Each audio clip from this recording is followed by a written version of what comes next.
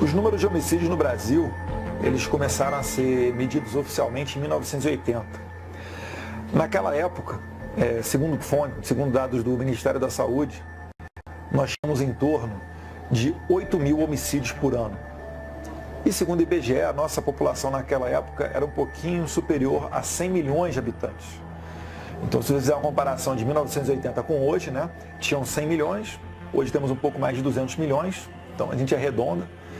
De 8 mil homicídios em 1980, era para a gente ter então 16 mil homicídios por ano hoje no Brasil. E a gente está na casa dos 60 mil oficiais, fora os homicídios não oficiais, que não são registrados, são jogados aí em cemitérios clandestinos, etc. E além disso, os casos de desaparecidos, quando na verdade tratam-se de homicídios, né? E ocorreu basicamente com o Brasil é que tiraram as pessoas dos seus lugares, colocaram pessoas erradas em pontos errados, em pontos chaves errados. Começou a ter uma visão, né, de direitos humanos muito deturpada, como se fosse nobre você ter pena do criminoso. Então, assim, se vocês querem uma resposta jurídica da coisa para dizer que vocês não tenham nenhuma consequência, não atirem. Vocês só podem atirar a partir do momento que vocês forem alvejados.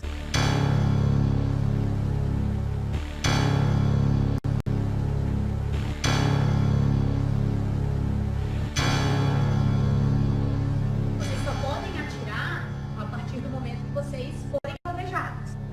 Como se o criminoso fosse uma pessoa excluída da sociedade, que não teve oportunidade, e aí se viu obrigado a entrar na vida do crime. Quando a gente sabe que não é bem assim que a banda toca, né?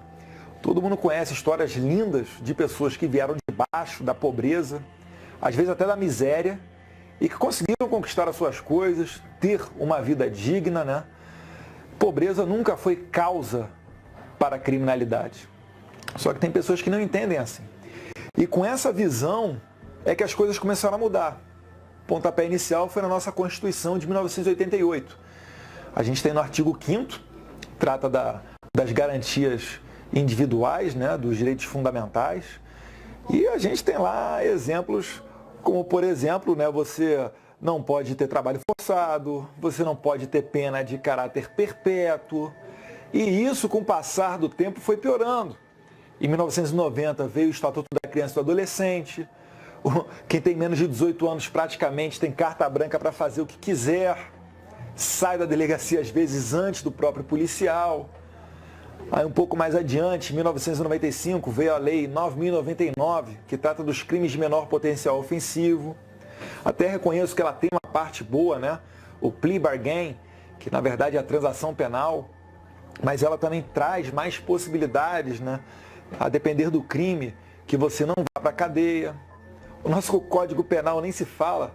Ele trata ali de uma pena máxima de 30 anos.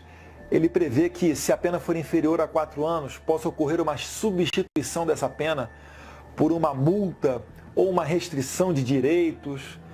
Se o criminoso for condenado a uma pena inferior a 8 anos, ele começa no semiaberto. Em 2009, o STF piorou um pouco as coisas, né? Por quê? Porque num crime comum, a pessoa, após 1/6 de cumprido a pena, ela tem o direito de progredir para o regime semiaberto ou para o regime aberto. E o STF, em 2009, ele piorou as coisas como? Os crimes hediondos, na Lei 8.072, tem a previsão lá de que o cumprimento da pena deles vai ser 100% em regime fechado.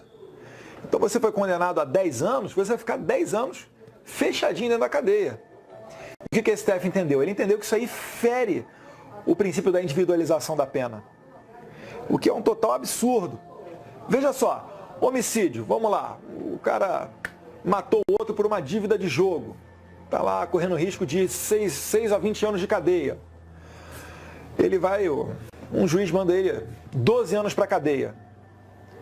Um outro caso, onde um homem mata a mulher porque a mulher olhou para o lado, mata ela tesourada pelas costas. Bota no máximo lá, bota 20 anos, o máximo que der de pena. Está aí feito a individualização da pena. Para cada caso, o juiz dosou a pena para o caso concreto. E o STF, ao dizer que nem mesmo com crime hediondo a pessoa tem que ficar 100% do regime fechado, ele jogou todo mundo na regra geral. Qual que é a regra geral? Progressão de regime após 1/6 do cumprimento da pena.